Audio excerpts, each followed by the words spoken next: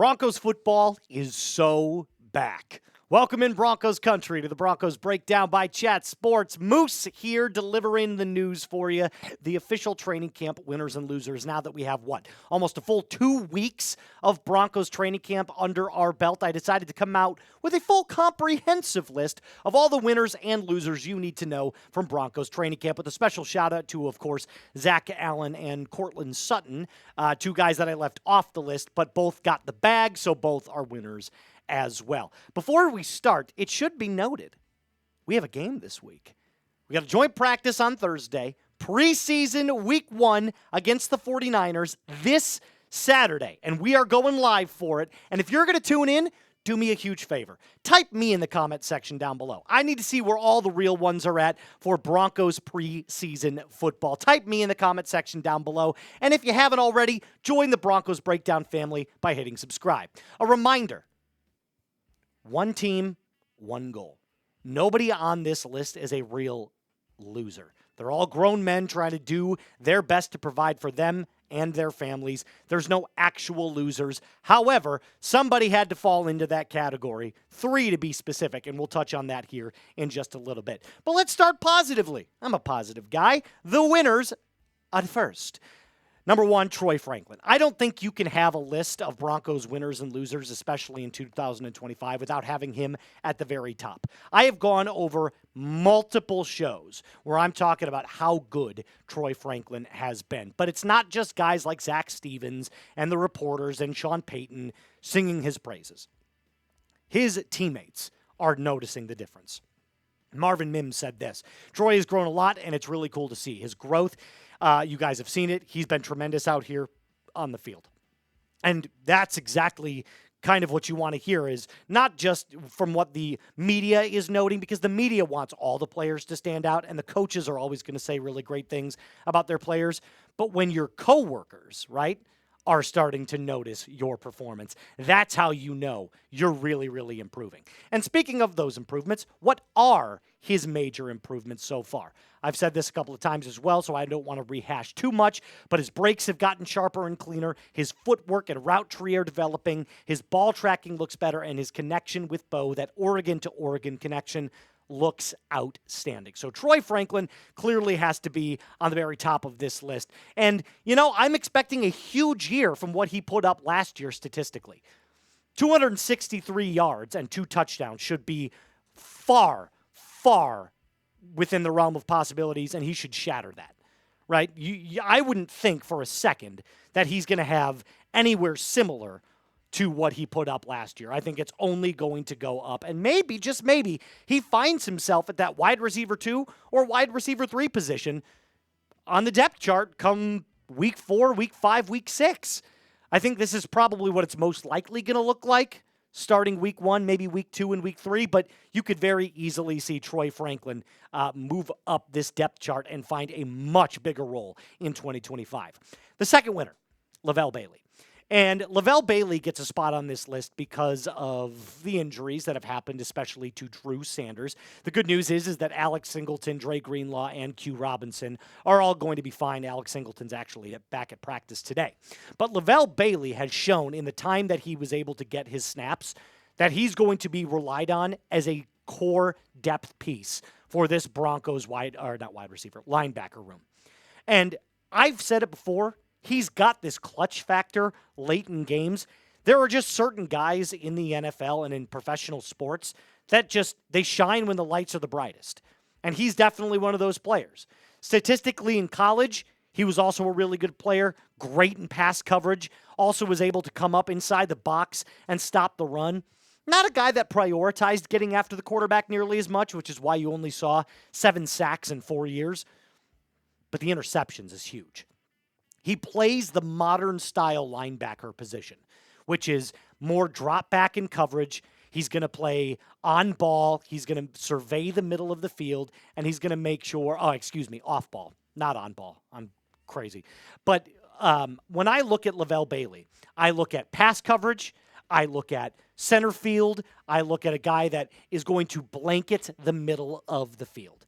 That's what I'm looking for in a Levelle Bailey, and he's definitely shown that. Multiple practices from multiple reporters and Sean Payton saying he's looked great. So expect to see his name a bunch during preseason and maybe even as a depth rotational piece halfway through the season.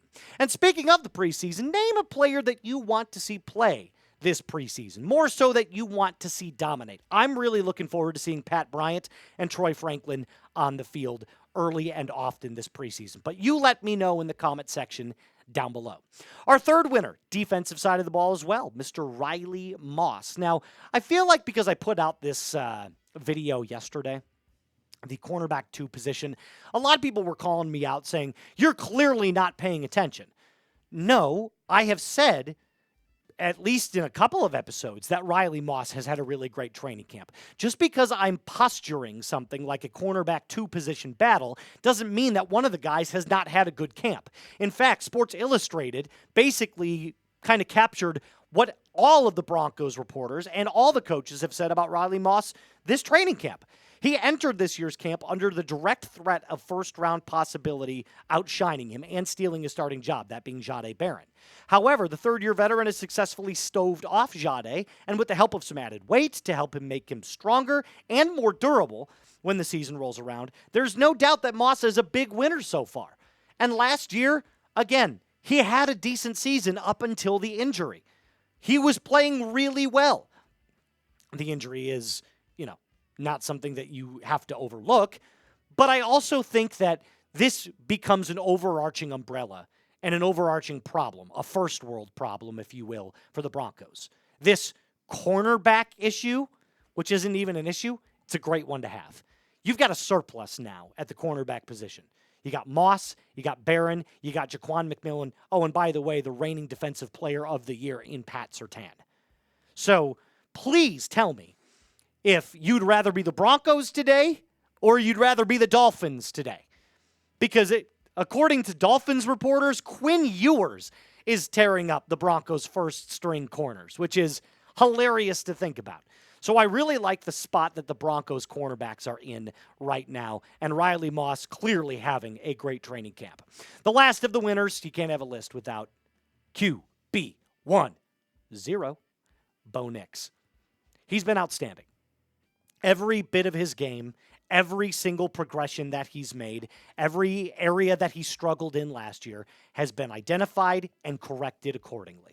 He's getting better at memorizing the plays. He's put on weight. He's put on muscle. His communication with his players has gotten better, and his communication with Sean Payton has gotten better. His mentality around the game has improved. He wants to be one of the best in the world. And after a couple of rough practices where he saw a couple of interceptions, he was right back to where he started, playing great. The mistakes are not affecting him.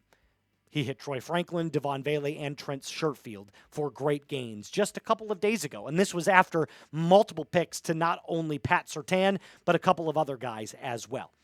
And I think it's important to remember, Bo's practicing against the best defense in the NFL. Iron sharpens iron.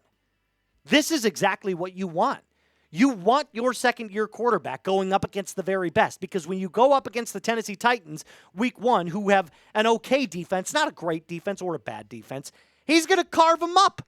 So I'm really, really excited to see where QB1 goes, but from everything that I've seen so far, it's been nothing but singing the praises of Bo Nix. Yin and yang, light and dark, peanut butter and jelly, you got to talk about the losers. Can't have winners without losers, and can't have losers without winners. Now, before we get to that, my friends, I have to tell you about our sponsor today, and that is Brunt. I want you to take a look at this really sweet Marin design that they've got going on right now. Brunt makes work boots look and feel amazing. I got to tell you, when I look at my Brunt boots right now, especially these Marin ones, they don't even compare to my old work boots, which offered me zero style and zero comfort. Now choosing work boots doesn't mean sacrificing either of those things. Brunt built tough boots that feel great from day one. I'm talking no break-in, no sore feet, because people out there doing the real work shouldn't have to choose between comfort and durability. Brunt isn't just about work boots, though. They offer a full range of high-performance gear built for tough jobs. From heavy-duty work pants to weather-resistant jackets, Brunt designs durable, reliable workwear to keep you protected and productive in any condition. Brunt was tired of the workwear brands out there cutting corners. You work way too hard to be stuck in uncomfortable boots that just don't hold up. So they built something better. Boots that are insanely comfortable and built for any job site. Now, for a limited time, this is really cool. Our listeners are going to get $10 off at Brunt when you use code CHAT, that's C-H-A-T, at checkout. Just head to bruntworkwear.com, use the code CHAT, and you're good to go. And after you order, they're going to say, hey, where'd you hear about Brunt? Do us a favor, tell them it was Chat Sports and the Broncos Breakdown that sent you. One more time, for a limited time, our listeners get $10 off at Brunt when you use code CHAT at checkout. Just go to bruntworkwear.com. I'll have all of that ready for you in the comments and description of today's video. Let's talk about the losers. First one, Drew Sanders. And believe it or not, there's actually some good news surrounding Drew Sanders. He just hasn't had the ability to practice because of his injury. But he had successful surgery. That's really good news. Now, the time frame is still about 4 to 6 weeks, which usually means it's going to be cut right in the middle. That's about 5 weeks of a full recovery time. Then you have to go through the preliminary, getting back onto the field, completing your physical and making sure that you're ready to rejoin the team before you actually start game planning to get into the game. So this Broncos linebacker depth chart right now is the biggest question mark on the defense. In fact, probably the biggest question mark on the whole team. Not because of talent, but because of injuries. Now, Singleton's back. Greenlaw doesn't seem to have any issues. We've seen the likes of Justin Stranad come out and Levelle Bailey, who, we mentioned earlier in this episode. All of those guys have the next man up mentality, with Dre Greenlaw and Alex Singleton setting the tone. Back to Drew Sanders. I'm kind of concerned about his career at this point. He's always hurt. And I know a lot of people are like, don't put that bad mojo on him. But guys, can we all agree that this is now an issue? Drew Sanders has to be considered an injury-prone player now. It has to. That's just part of his game. So we are looking at about a return between weeks 3 and 5. So somewhere between that Chargers game and the Philadelphia Eagles in week 5. My guess is you could be looking at earliest week 4 against the Cincinnati Bengals.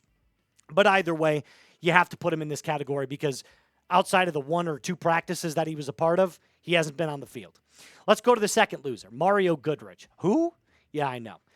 He was a free agent that the Broncos signed a couple of months ago, and he did get released by the Broncos. They had to make room for more linebacker help, and his play just wasn't good enough, so they had to release him. In fact, Sports Illustrated said this: the Broncos signed the UFL standout back in June, and considering how well Dondre Tillman did last year, there was some intrigue surrounding Goodrich, considering that Tillman was also one of the guys that came from the UFL.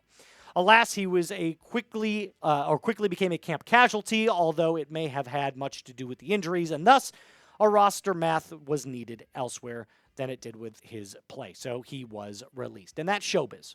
That's the NFL. That's just part of the game. I feel bad because it's a guy that got cut, trying to make a name for himself, find himself a spot on the roster, but it just didn't come out that way. But I do wish him the very best. In fact, I'm pretty sure he just got picked up by the New York Jets, if I'm not mistaken. So he might just be a bounce-around guy from practice squad to practice squad. Either way, he was a notable loser on this one because he didn't have a good training camp and eventually got released. The last one might come as a shock to you, Ja'Quan McMillian. Now, I hadn't heard much about Ja'Quan McMillian until recently. And it wasn't until the last couple of days that I really started to deep dive into his play during training camp. And I got to tell you, a lot of lowlights for Ja'Quan McMillian. And producer Alper, you can just rotate through the rest of these guys because multiple Broncos reporters and beat writers and fans have all echoed the same thing. He's getting played. He's getting dusted. It just doesn't look that great. Guys like Trent Sherfield are beating Ja'Quan McMillian on one-on-ones.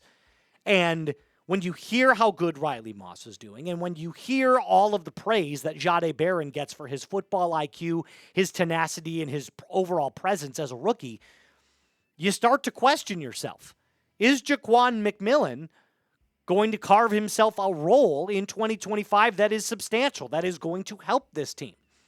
So I think, yes, I think he'll be that depth piece that we're looking for, and it is great to have. But you can't fall off.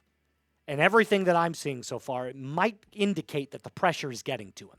Now, I don't know that for sure. I'm not out there every single day. In fact, I haven't been out there once yet. But I can tell you this. From everything that I'm seeing, from what I know I saw last year with Ja'Quan McMillian, who had a very solid year, this could be the start of the replacement and the supplantation of Ja'Quan McMillian with Jahde Barron.